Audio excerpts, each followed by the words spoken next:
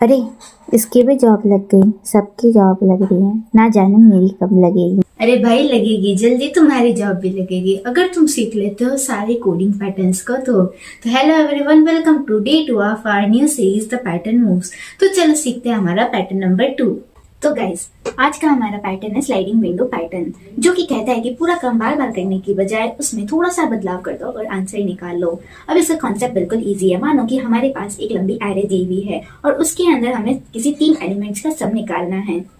तो हम बार बार उसके अंदर लूप लगाने की बजाय, बार बार उन एलिमेंट्स को ऐड करने की बजाय हम इंप्लीमेंट करेंगे हमारी एक विंडो को, जिसके अंदर जो प्रेजेंट में एलिमेंट्स है 3 एलिमेंट्स, वो ऐड होने के बाद में हम जब नेक्स्ट 3 एलिमेंट्स पे मूव करेंगे तो जो लेफ्ट मोस्ट एलिमेंट है वो बाहर हो जाएगा, उसको हम माइनस कर देंगे और स्लाइडिंग करने पे जो राइट मोस्ट एलिमेंट उसके अंदर आया है उसको हम ऐड कर देंगे, जिससे हमें जो बीच के एलिमेंट्स उनको बार बार ऐड नहीं करना पड़ेगा और नेस्टेड लूप्स इंप्लीमेंट नहीं करने पड़ेंगे। जैसे कि आप स्क्रीन पर देख सकते हो, मैंने यहाँ पे एग्जाम्पल लिया है जिसके अंदर एरे में विंडो की साइज है 3 और उसमें फर्स्ट एलिमेंट्स आ रहे 2, 1 एंड 5। अब उन तीनों का सम होता है 8 और जैसे ही हम विंडो को स्लाइड कर रहे हैं नेक्स्ट एलिमेंट्स पे यानी कि 1, 5, 1 के अंदर, तो जो 2 है उसको हम पुराना जो समय वाला यानी कि 8 से माइनस कर देंगे, 8 माइनस 2 और एड ऑन कर देंगे हमारा नेक्स्ट एलिमेंट यानी कि 1, तो उससे हमारा जो सम आ रहा है वो आ रहा है 7 और ऐसे ही हम नेक्स्ट करके हमारी विंडो को स्लाइड करते रहेंगे और ऐसे ही सब्ट्रैक्शन एडिशन परफॉर्म करते रहेंगे जब तक हमें हमारा टारगेट सम नहीं मिल जाता है।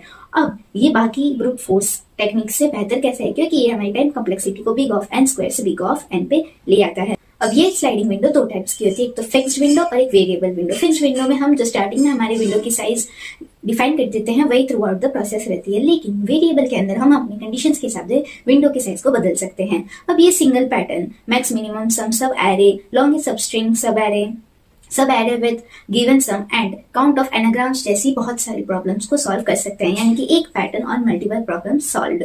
अब तुम्हें एक प्रूफ टिप देती हूँ, जिस भी क्वेश्चन में हमें सब एरे और सब स्ट्रिंग या फिर कंटिन्यूस एलिमेंट के जैसा कोई भी वर्ड दिख जाए तो हमें यूज करना है इसी पैटर्न को, हमारे स्लाइडिंग विंडो पैटर्न को। तो अगर ये कंसेप्ट समझ में आया है तो जल्दी से लाइक करो और फॉलो कर दो और शेयर कर दो अपने फ्रेंड्स के साथ में, और कमेंट में जरूर बताना कि तुम्हें समझ में आया या नहीं और नेक्स्ट पैटर्न हमें कौन सा सीखना है।